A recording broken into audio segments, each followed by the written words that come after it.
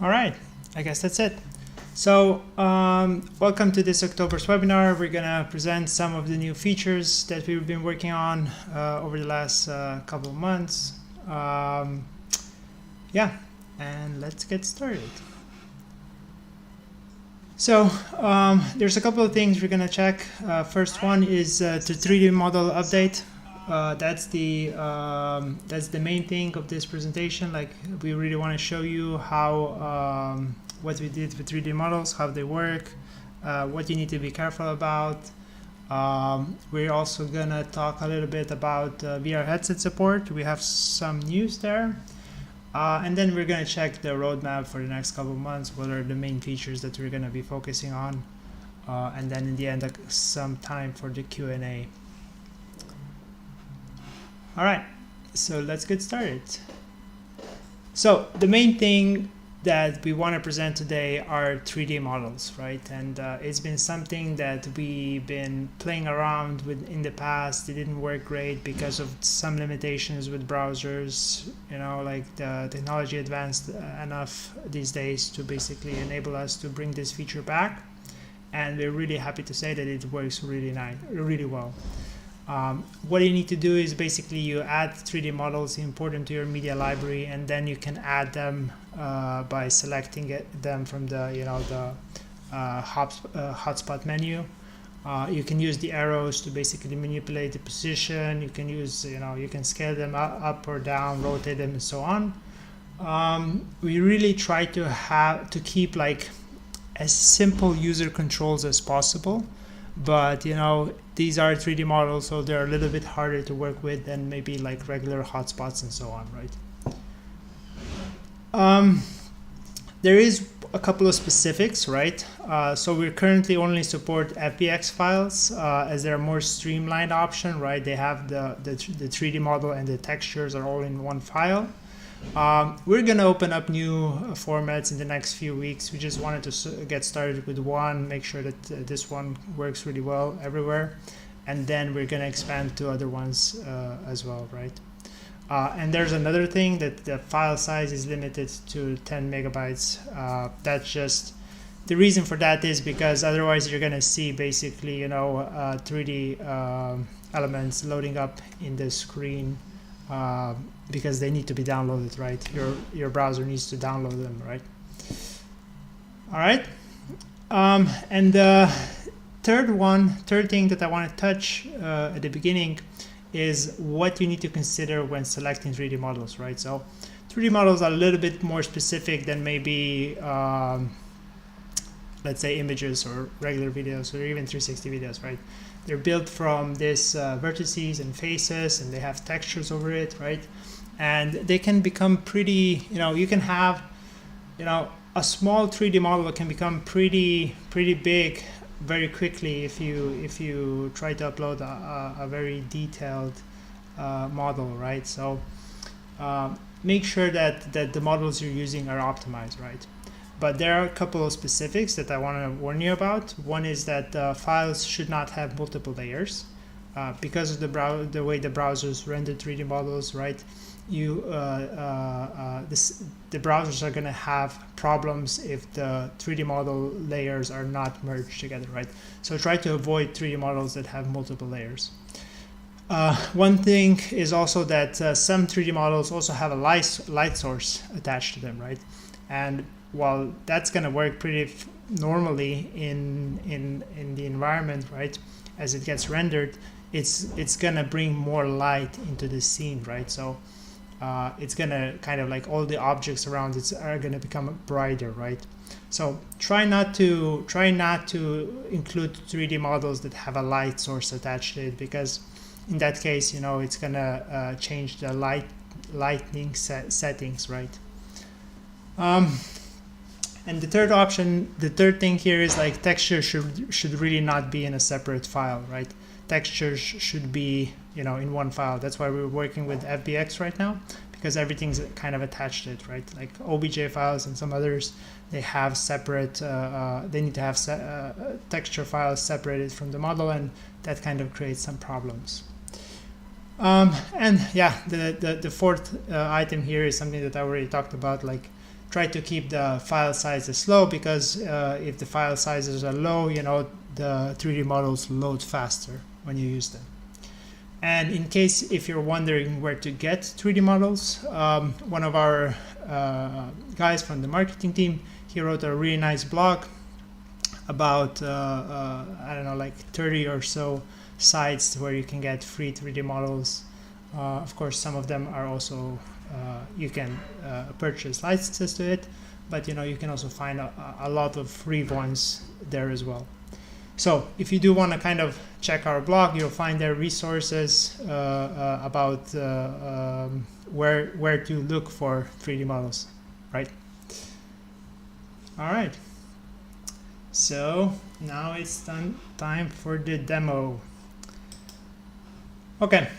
So yeah, this is my demo account that I always use at webinars and demos and so on. And I already have a demo here that I worked on a little bit before we started. What I want to show you first is that, you know, in my media library, if I go to my, let's say September 2020, you can see that I already have a bunch of 3D models uploaded here.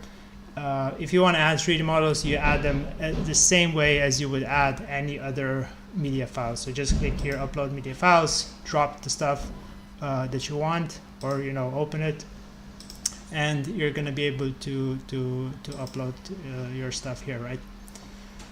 So once you have the files in your media library, you can then insert them to your scenes, right? So if I open up this one here, and maybe let's start with a scene that I already edited a bit. This demo scene. I can actually first show you maybe how it looks like, so you can kind of understand what we're gonna do. So I'll preview this scene, and I added a couple of things here, right? So I added this space shuttle here in the this part of the room. It also has a text pop-up, right? So you can read more about it, right? And I also inserted a table, a chair, and a cup, right? And what's interesting about the cup is that I added a polygon interaction over it, right? So if I click on it, I can get a question, right? So I can ask, okay, which 3D models do you support? If you remember, we support FBX. But what you can also see in this scene here is, I mentioned before that some objects have a light source attached to it, right? So this cup here has a light source somewhere about here. You don't see it, but because it has it, the table and the chair look brighter than they would in our normal settings, right? So, when I mentioned before that, if you're adding items with light sources, they're going to work just as well, right? They're going to be rendered in the scene, but they're going to make objects around them brighter than they would be otherwise. All right, so you can see the objects basically deform and move just the same way as they would. They look part of the scene, right? I cannot click them or drag them around, right?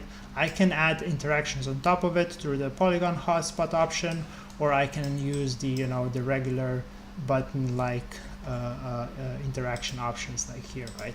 So this is kind of how it works on the viewer side, right? So now let's take a look how this looks like on the editor side. I'm gonna open up the same scene so you can see how it looks like. But here you saw like how there was a loader, right? Because the files do need to load, and that's why I was emphasizing before that 3D models should be, keep them small so they load faster, right? So here we have our space shuttle, right? If I click on it, I get my options to change them, right? The controls here are as follows, right? So if you want to move the position, you just drag the arrows and you can move it around the room, right? Keep in mind that the room is spherical, right? So we're moving around in a sphere, not in a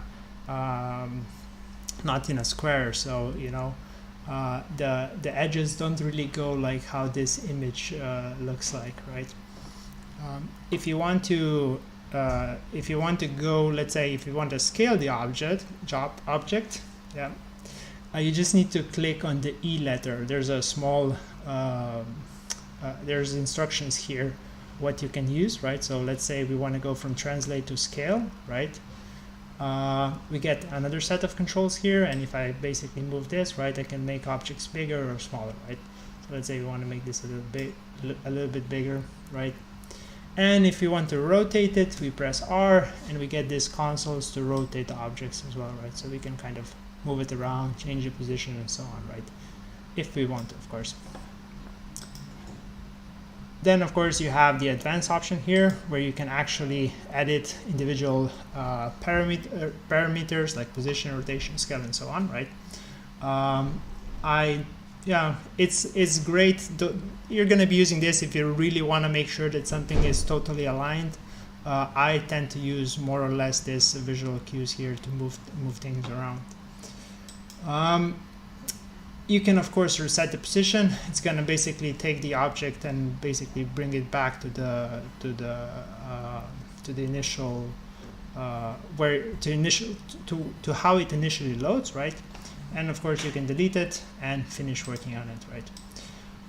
All the objects that you're going to add, they're going to be listed here in the hotspot list as 3D objects, right? So we have here the space shuttle, the trophy, the chair, and so on.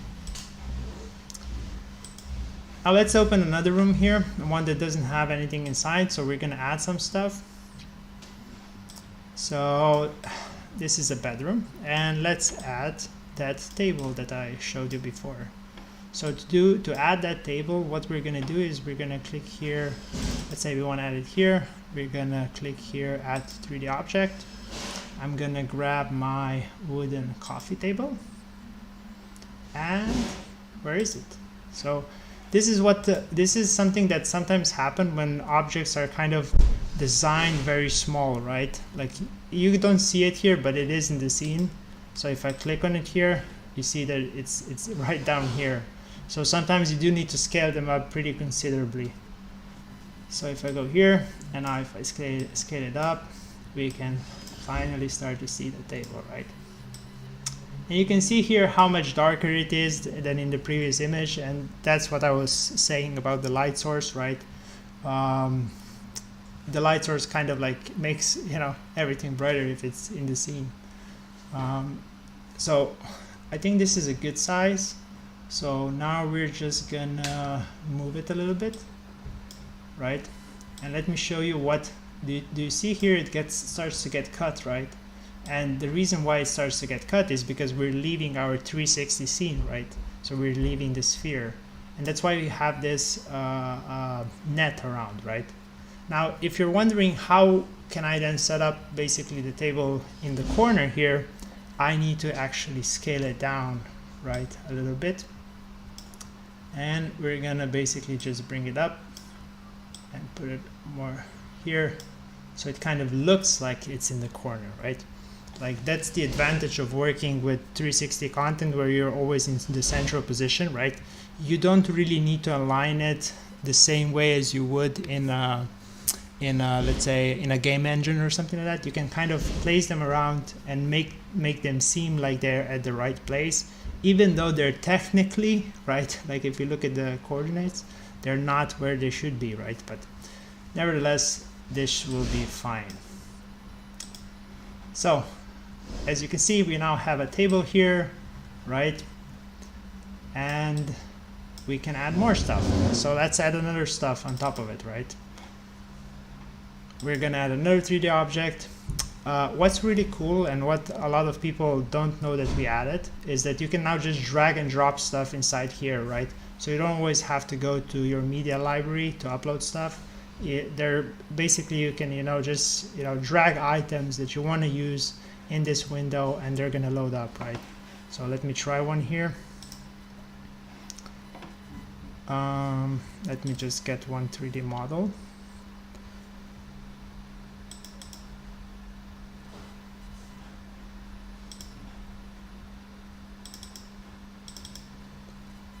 All right, let's get there's a clipboard here. Okay, so I can just drop it in. The system loads it and we have it available, right?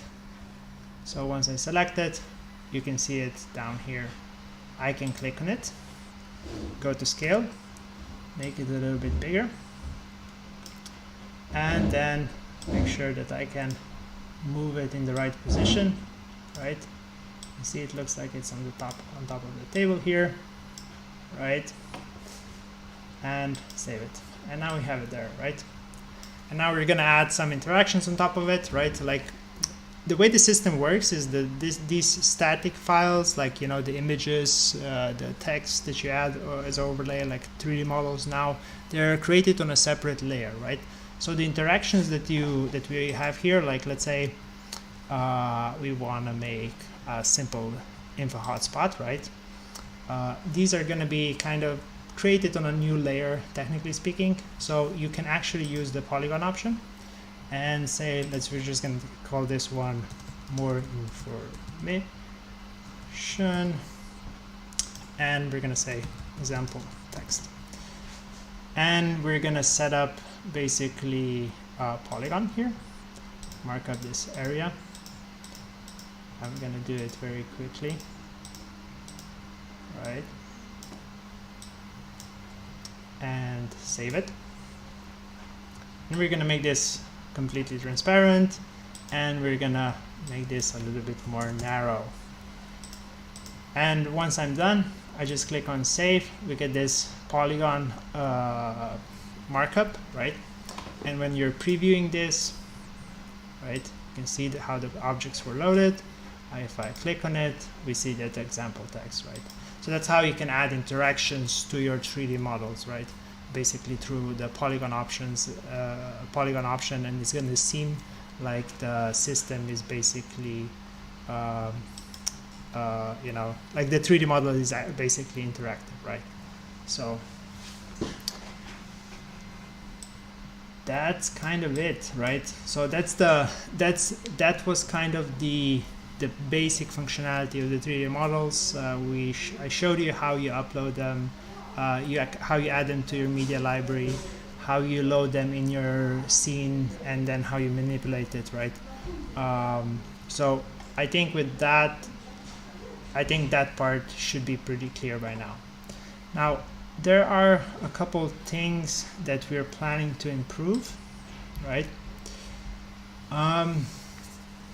So what we're still working on is basically, you know, getting all the 3D models to work in different VR headsets, right? That process should be done in sometime next week, where all our applications on all the platforms are going to be supporting 3D models as well. So everything you're going to be creating this week, you're going to be able to view in VR headsets next week.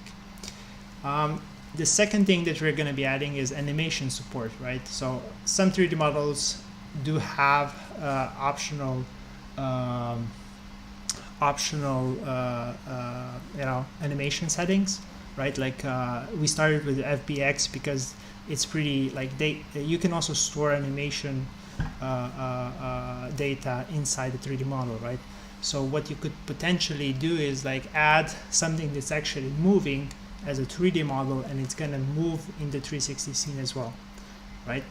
So that's pretty cool, and it's still something that we're working on, but it should be available soon. And the third thing that we're going to be adding is adding more support for files, right? Like OBJ is one of the most popular standards, but it's a little bit difficult to work with because it does have texture files in a separate file and not in the 3D model. So it's like you have to deal with zip folders and so on. Like, it's a long story. But we're going to start supporting it. We just need to set everything up, and then that should be done in a week or two. So we're going to expand the number of files we support, right? So with those three options, I think then the 3D model feature will really going to be it's really going to be complete, right? Like done. And we're looking forward to seeing what cool stuff you guys are going to create. Now, yeah. The second thing on our agenda for today is like adding more support for headsets, right?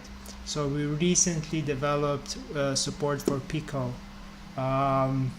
specifically for Pico G2 4K and Pico Neo 2, right? The apps are accessible through their library. You basically, you log in you go to your VR headset, go under experiences, search for Viar360, you're gonna find it there.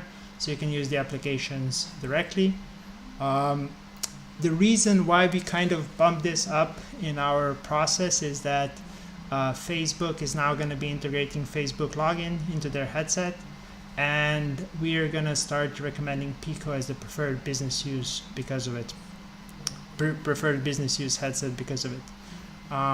Most of our customers are businesses, and people tend to not trust Facebook in that regard. So there's some friction in this area because of course Facebook / Oculus is going to require now everybody to use Facebook login to use the headsets, but with businesses it doesn't work like that.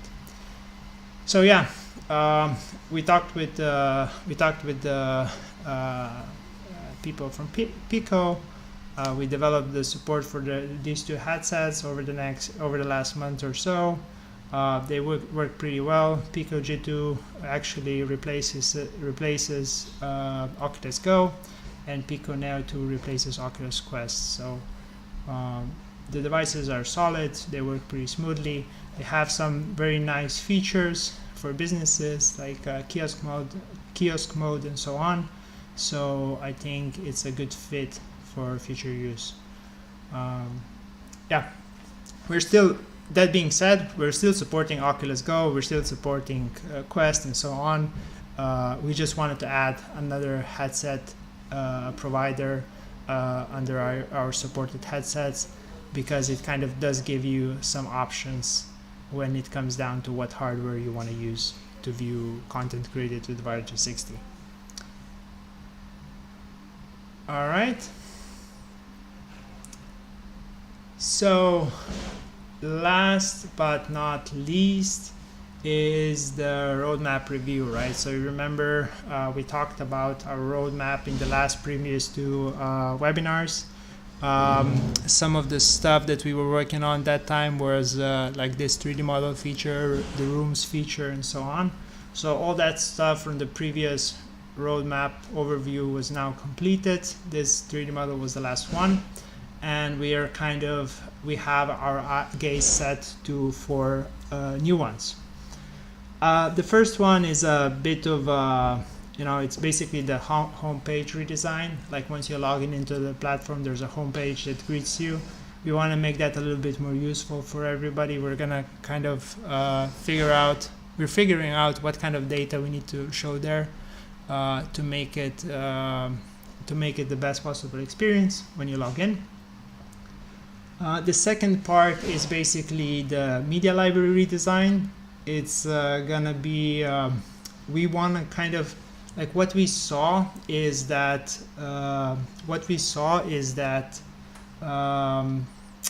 like it's a little bit confusing because we have 3 sub-libraries, right? We have the 360 sub-library, we have the regular media sub-library, and we have the H5P sub-library, right? And we did that because it allowed us to basically to allow you guys to separate what are your 360 content files and what are your regular files, right? Because a 360 image and a regular image, they are both JPEGs, right? So if they don't have proper metadata, then it's really hard to separate them automatically, right? So what we're doing now is basically figuring out a redesign of the library, so there would only be 1 sub-library, and then you could filter out the files that you're looking for, right? I think that's gonna make it a little bit more clear on how to use the whole system, right? Like 90% of the features are gonna stay the same, but we're gonna change some of the stuff, how they work in the backend, and improve the user experience of it. And then the third option is basically the static element update. Those are like the images that you can place directly on the canvas, the text that you can place directly on the canvas, right? They're gonna act more like 3D models, right? So you could place them more in space than just on the spherical wall around the scene, right? The reason why we want to do that is because we want to enable the authors and the creators to actually, stick objects into stick text and images into space, but into space proportionally, so it looks like it's actually, so let's say you're adding like a painting on a wall, right? You want to kind of deform it in a way that it's going to look like it's a painting on the wall, right? You don't want to kind of always be facing towards you, right? So that's kind of that's what I mean when we're talking about static elements update. It's basically going to mean that you're going to be able to deform some of the elements to make them seem like they're part of the scene, right? So it's going to look a lot more natural. With this, what we like, our goal has always been to kind of, bridge the gap between cinematic virtual reality and CGI, like gaming world, right? And I think with the features that we are implementing now, it's going to become pretty interesting, right? Because you're going to be able to bridge that gap and kind of create actual CGI spheres, scenes, right? The 3D models, elements, and all that stuff.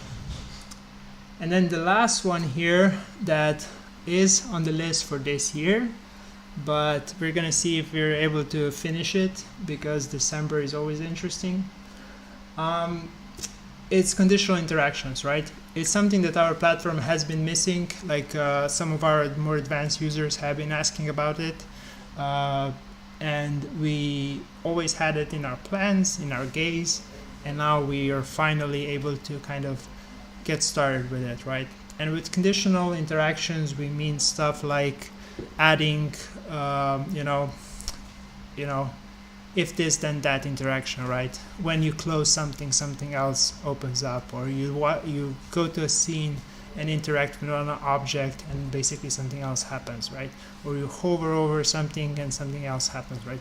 So we want to create more of this dynamic interaction options, right?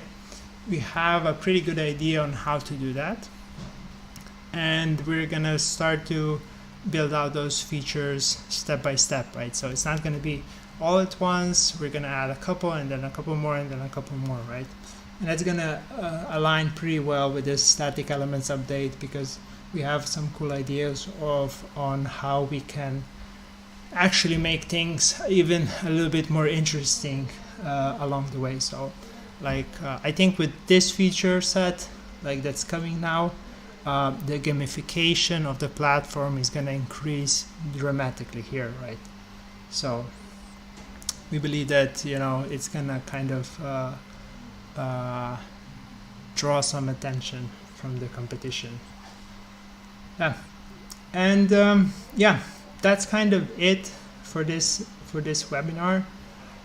If there are any questions, I'm more than happy to answer them. If not, you can always reach out and send us an email. We're always happy to hear from people that use Viar360, hear your ideas, hear what we can do, what we can still improve, and so on.